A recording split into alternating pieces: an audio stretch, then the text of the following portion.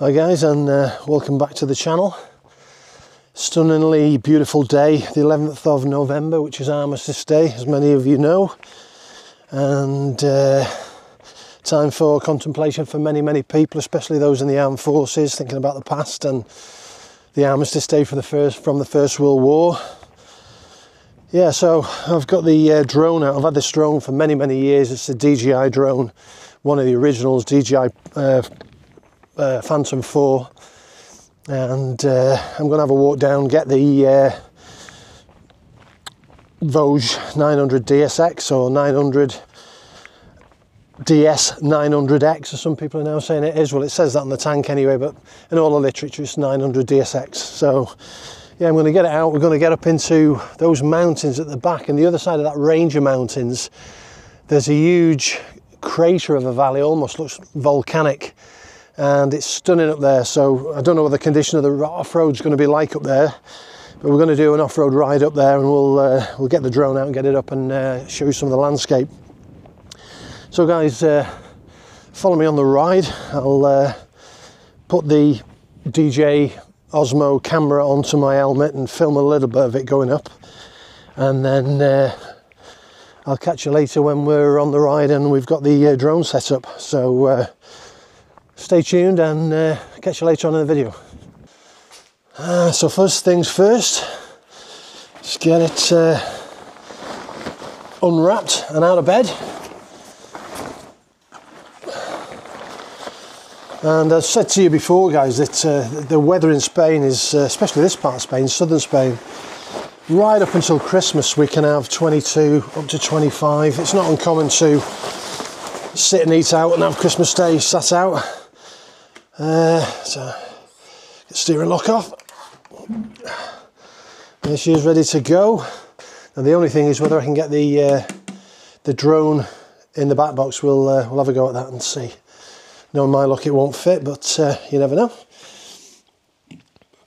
Let's say the modern drones, the new Mavericks and new drones now, are much smaller than the old ones. And it helps to unlock it, of course. Looking at the case, I'm not 100% sure it'll actually fit in there, actually. Maybe with a bungee. Shall have a look. Right.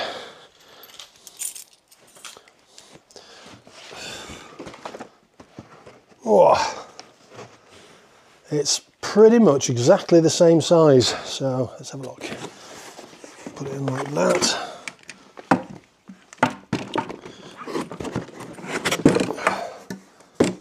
I'm going to have to bungee it down. So we'll get it bungeed down. I'll get my kit on and I'll catch you on the ride.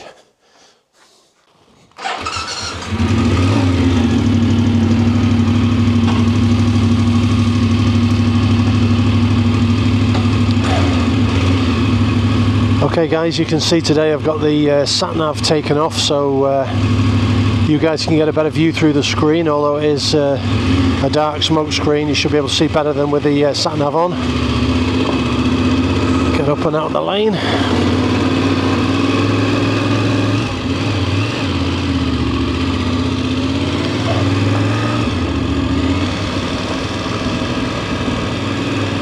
So we've got about a 8 kilometre I should say, ride to get to the part of the forest and the forest trail up into the mountains I want to get to. So when I get there I'll put the camera back on and we'll catch up then. So guys, you can see that mountain in front of us. I don't know what it'll come out like on the camera, but we're going to head up a ravine at the back of that mountain range, and we're going to get up in the middle of that lot, and if the road's passable, after all the rains we've had here in Spain, there might be a lot of rock falling and maybe closed, but if it's open we'll get up there and we'll check it out. So I've just got to get around a few more of these crazy bends, and again, I was telling you in previous videos, you've really got to watch out on these. They're covered in sand and shale. Squirrel. The Pirelli Scorpion trail tyres on this, they're absolutely brilliant on good surface, very confidence inspiring, but because they're a road based tyre you hit any sand or a slight bit of gravel and you lose traction on the rear end. The traction control does kick in, but you do lose a bit of slippage as it moves sideways, especially on a bend on any sand. So a bit unnerving, but it's one of them things you get used to on these roads, keep an eye out for it. Intermediate tyres do work a bit better, but then again you get a bit more road noise when you're on good roads, so catch-22 situation really.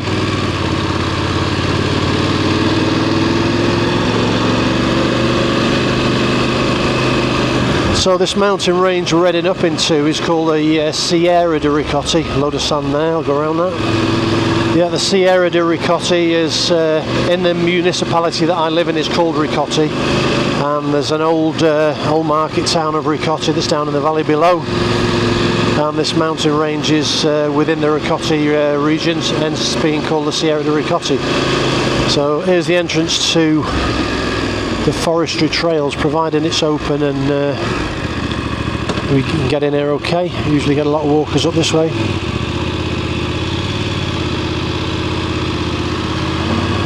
So, looks to be okay so far.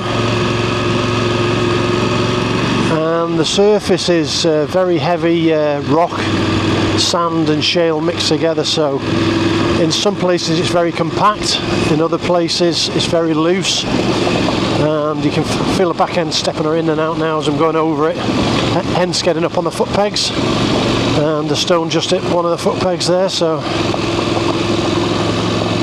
best to be on a good footing and a good grip on the bars, knee grip between your legs. The right hand side as usual on these trails, it's pretty much of a sheer drop off, so you've got to be a bit careful. Lean into these bends, because like I say, this is shaly, it looks fairly solid, it's fairly loose in the middle there. And I won't put it in enduro mode, I'll stay in road mode on these. They're not too technical, like I say, they are a bit loose, but nothing that you can't handle if you bend your knees a bit. So this bike is really capable off-road. I mean, a lot of people are put off by the weight, and it's all a mindset really. Any big adventure bike with weight, you're going to have to watch what you're doing and work to the strengths of the bike. But even my Super Meteor is a 240 kg bike and that feels nothing. So it's a case of adapting and getting used to riding a heavier bike and judging how the back end's going to move, especially on this loose stuff. So I'm hoping the camera's going to pick up some of these crags and rock formations. As we get a bit further up, we'll get the drone out and see if we can get some good scenic shots. There you go, first rock fall on the side of the road there. You really got to be careful on these bends. You come around a bend and there's a load of rocks in front of the road. Got to be careful. You can stop in time and avoid all the loose stuff as well.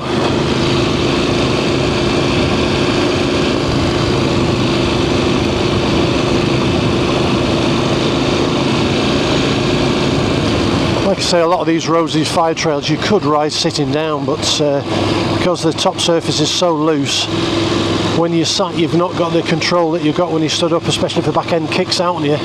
If you've stood up, you can certainly guide the back end around a lot better. Not as easy as on a small trail bike, but similar thought process.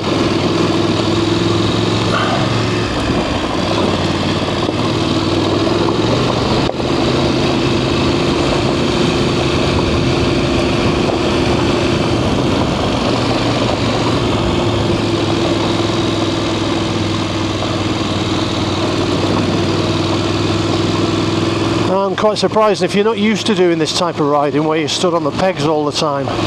It's quite demanding. It's you're using a lot of your body, you're using your legs to stabilise, using your arms, or trying to keep your arms fairly neutral so that you're not getting too tensed up and over controlling the bike on the steering, so you more or less steering the bike as much as you can with your feet, counter steering on the weight on the pegs either side. But yeah, this is the sort of thing, sort of trail this type of bike's made for. Anything more technical than this, you're going to need a lot more skill than I've got, and a lot of us have got actually. So let's have a look.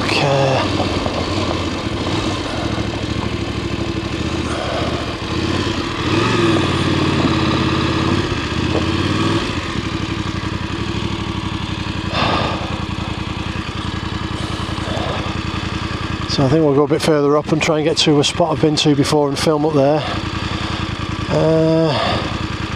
And the sign there in Spanish, a special approved area for hunting and sports in the Sierra de Ricotti.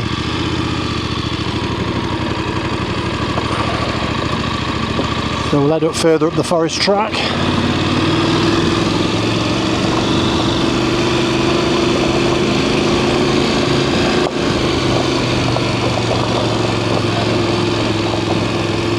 And really, I was talking in previous videos about getting some smaller dual sport bikes for this type of riding, which would be much safer and much less demanding on anyone's skill level.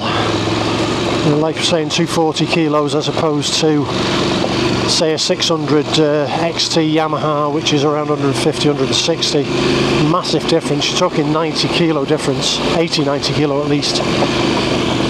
And you can see the drop down that side. You don't want to go too close to that. And these bends are quite sharp and gravelly, so you want to be keeping it in a low gear.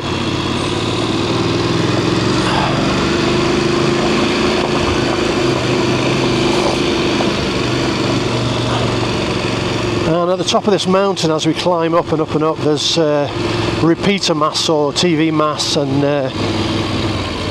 communication masts, and at the top it's, I think it's 1,200 meters, so it's I think about 80 meters higher than Snowdon, to give you an idea. And this is pretty much classed as a hill here in Spain. Snowdon, they class it as a mountain, so we're rising all the time. If you come up here in the summer and it's 40 degrees below, often when you get to the top of the mountain it'll be about 24, and it's quite refreshing on an off-road bike where you've got a bit more confidence, a bit more control. As I said before, this bike will do it, but you've got to be aware of your own limitations and the weight under you.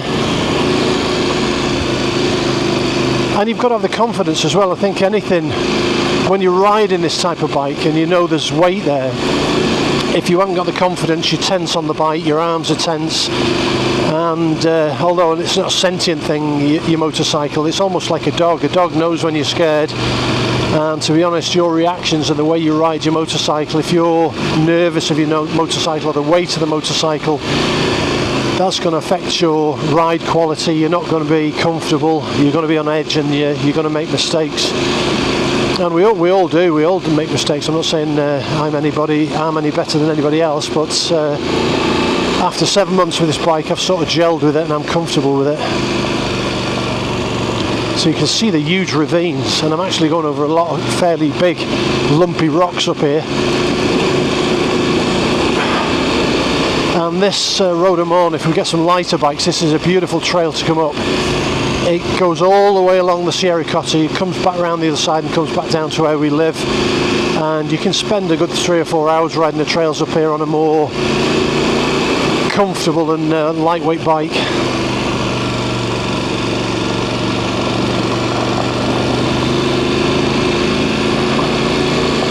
I'm trying to remember, many years ago on DSX 400 I came up here and flew this particular drone that I've got now. I've had the drone for a long time, and I think this is the spot here, to be honest.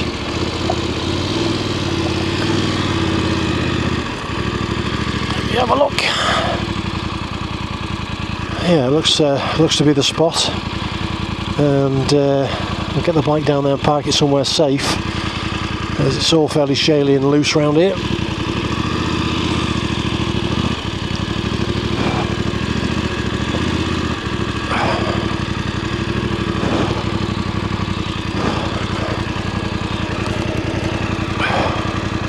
Get it to neutral, get the side stand down. So guys, we're parked up, and this is the huge ravine and valley I was talking about, and we've come right around in a big horseshoe type circle, and I'll try and move over to the side a little bit. That other side of the valley there, that mountain range, behind that and just down the back of that is our house. And many years ago with this drone that I'm going to fly in a minute, I flew this with a VR headset and flew it over and actually found this valley. I didn't know it was here, but you can see the depth down there. There's some depth, and it goes all the way around, and the mountain road carries on and on and on and up. And there you can see the 900 DSX parked up. So we'll get the drone out and get it fired up and see what sort of footage we can get.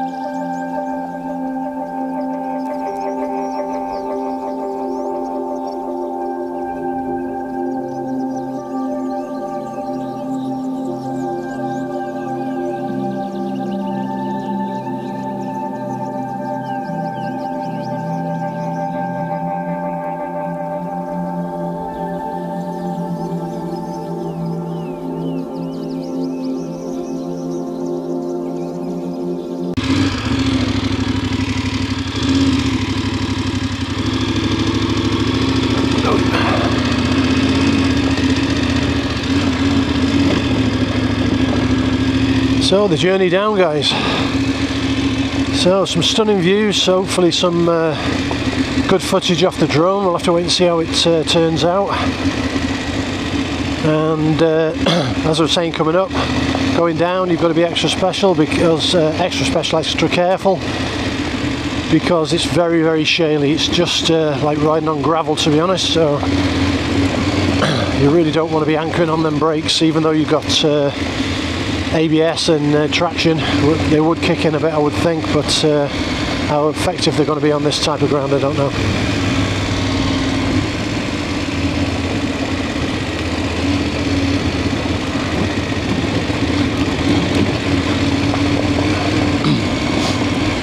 So yeah, guys, nice ride, nice flight, and we'll see what we can string together. Like I said before, on the way out, it's Armistice Day today, so time for reflection and thought, I suppose, especially what's going on around the world in lots of places. It's a world gone crazy at the moment, and things like this really are, as I've said before, chicken soup for the soul. You can get away, get up in the mountains and lose yourself in nature, and this is probably the best way to do it, to be honest. A lot of people come up these roads in 4x4s and try and view it that way, but you're inside a box and you're not outside in the elements. Big step out the back end there. Sitting down because I want to scratch my nose. There we go. Yeah, a while back when I was fettling a few things on this, The first few rides I had on sort of fire trails and off-road with this, I was struggling to get my foot to the rear brake off the peg, and I've raised the foot brake considerably now, so even if I'm stood up, the front of my toe is just touching it. So you've got a lot more control, you don't have to really cant your foot over to get to it. Good idea on the BMWs, they've got a separate peg that folds out for off-roading, and I'm sure, especially with AliExpress and different things, you're going to get options for this bike similar. So the bike, 7.5 months I've had it now. Apart from its little foibles, and we all know that most modern bikes running on Euro 5 and next year Euro 5 Plus have all got slight issues, especially for ride-by-wire, searching and lurching forward a bit. But over the 7.5 months I've had this, there have been tweaks, and I've pointed them out to you guys. There are little tweaks you can do, little fettles you can do to readjust the throttle, get a better throttle response, and we've had a few software updates that have helped tremendously, and I suppose they're going to keep coming. We're going to get updates coming along at all stages for this bike. I would think it's been so popular. A lot of naysayers, a lot of people knocking it, saying things are going to start falling off after 12 months and it's not going to be worth anything. Well, the proof will be in the pudding. It's such a good bike. It really is. It's comparable.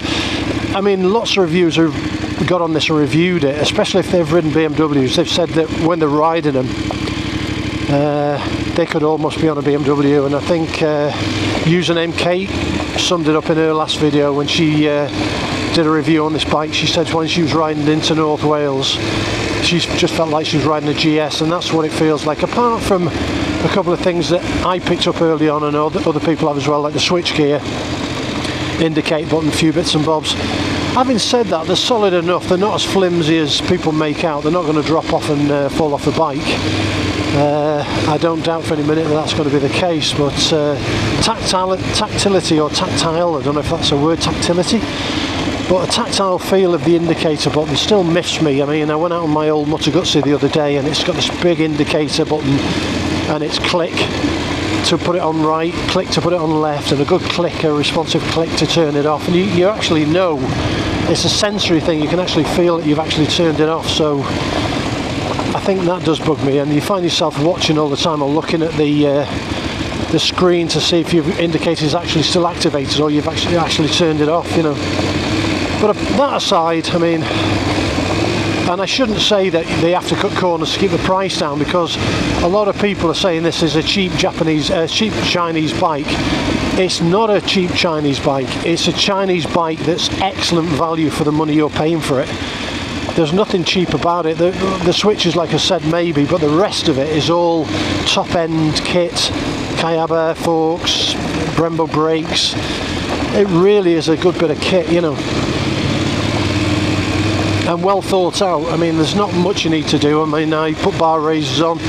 A lot of people are quite fine with the standard bars. People have said in review that the standard screen, they're quite happy with it. I got a bit of buffeting, and this new screen I put on, I still get a bit of buffeting.